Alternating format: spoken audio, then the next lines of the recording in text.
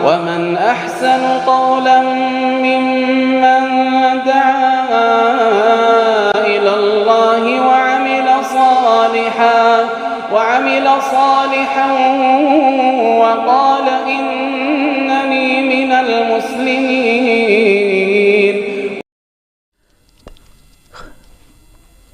استغفر الله ربي من كل ذنب واتوب إليه. بسم الله والحمد لله والصلاة والسلام على سيدنا نبينا خير البرية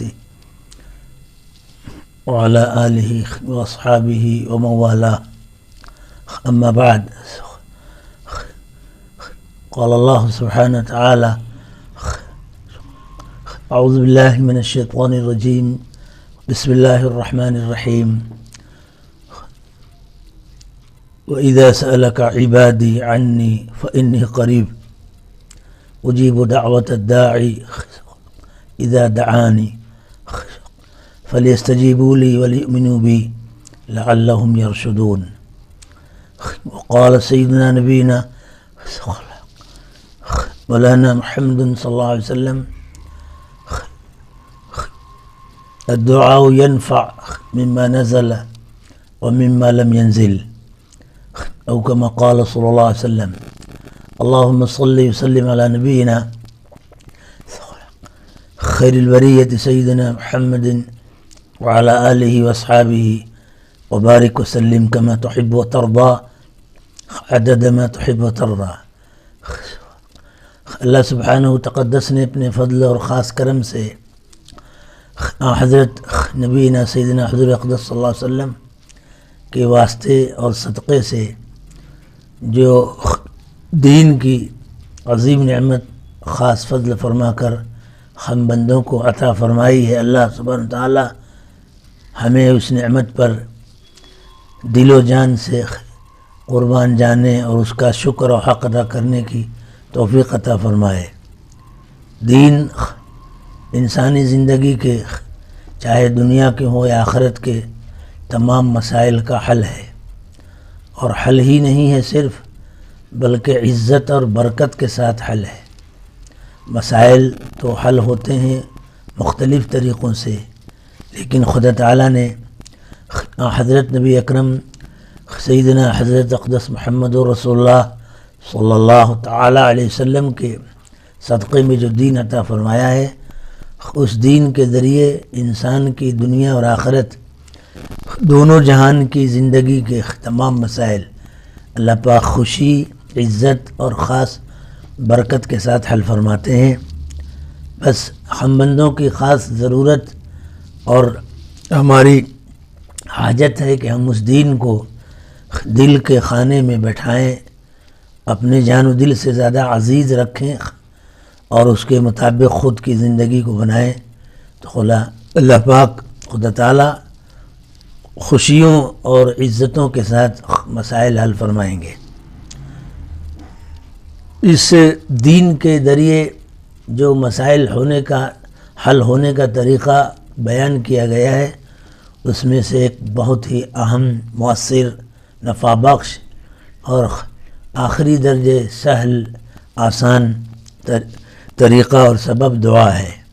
قرآن پاک کی بے شمار آیتیں، احادیث پاک کی بے شمار حدیثیں اور خود سیرت طیبہ کا مقدس اور محبوب اسوہ، خوبصورت نمونہ اکابر مشائخ کی حیات و زندگی کے قیمتی لمحات اس عظیم حقیقت کی کھلی دلیل اور رہنمائی ہے کہ دعا کے ذریعے اللہ مسائل کو حل کرتے ہیں۔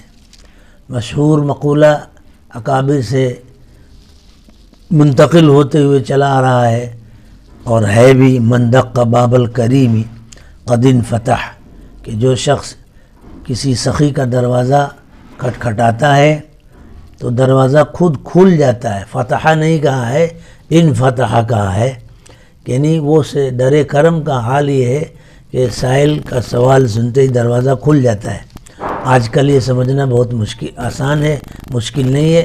بہت سے وال ایسے بنے ہیں، ایئرپورٹ پہ گیٹ ایسے ہوتے ہیں، ہوٹلوں میں ایسے ہوتے ہیں کہ وہاں کوئی دربان نہیں ہوتا، وہ دروازے کی سیٹنگ ہی ایسی ہوتی ہے کہ جب آدمی ویسے ہی قریب پہنچتا ہے اور قدم رکھتا ہے تو خود سے دروازہ کھل جاتا ہے۔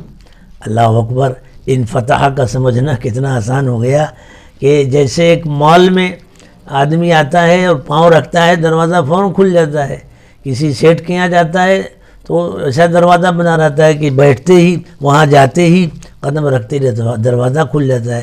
اللہ سبحانہ تعالیٰ نے سمجھایا کہ یہی حال بلکہ اس سے زیادہ بہتر حال اللہ کے دروازے کا ہے، در کا ہے، کہ جب وہاں کوئی دکھیارا شخص دل سے خطاؤں سے توبہ کر کے اپنے کو آخری درجے محتاج اور خدا کی رحمت کا یقین کر کے سوختہ دلی کے ساتھ اللہ کو جب پکارتا ہے تو دروازہ کھٹ سے کھل جاتا ہے۔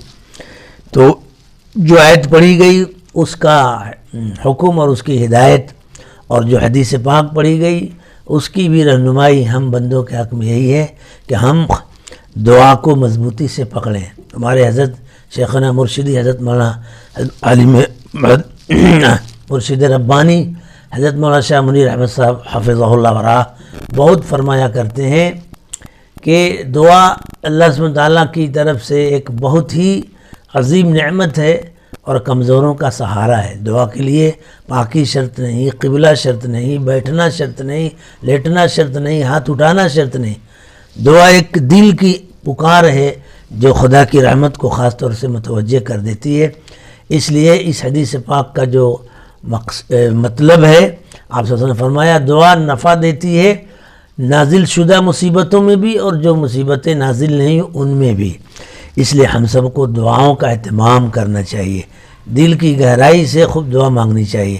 اوقات خبر نہیں کیسے کیسے خرافات میں خرچ ہوتے ہیں، حالات کے چرچوں میں گھنٹوں خرچ کر دیتے ہیں، لیکن حالات کے بدلنے کی جو اصل کنجی ہے دعا، اس میں 10 منٹ بھی ہم لوگ خرچ نہیں کر پاتے۔ اللہ ہمارے اس قصور کو معاف کرے۔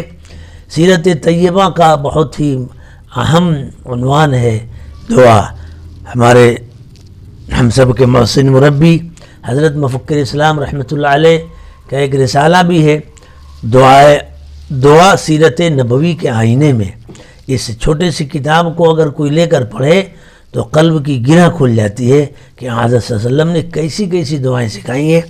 اس لیے آج کی اس مجلس میں اسی بات پر اکتفا کیا جاتا ہے کہ ہم کم سے کم وقت 10 منٹ کا نکالیں اور دعا کا اہتمام کریں۔ اس کا آخری درجہ ہے کہ سونے سے پہلے بستر پہ جا رہے ہیں اور نیند فوراً نہیں آ رہی تو لیٹے لیٹے آدمی دعا مانگ لے۔ اللہ مجھے ہم سب کو عمل کی توفیق دے۔ آئندہ انشاءاللہ دعا سے متعلق اور باتیں تھوڑی تھوڑی عرض کی جائیں گی۔ اللہ ہمیں دل سے دعا مانگنے والا بنائے، قبول فرمائے۔ وآخر دعوانا الحمدللہ رب العالمین۔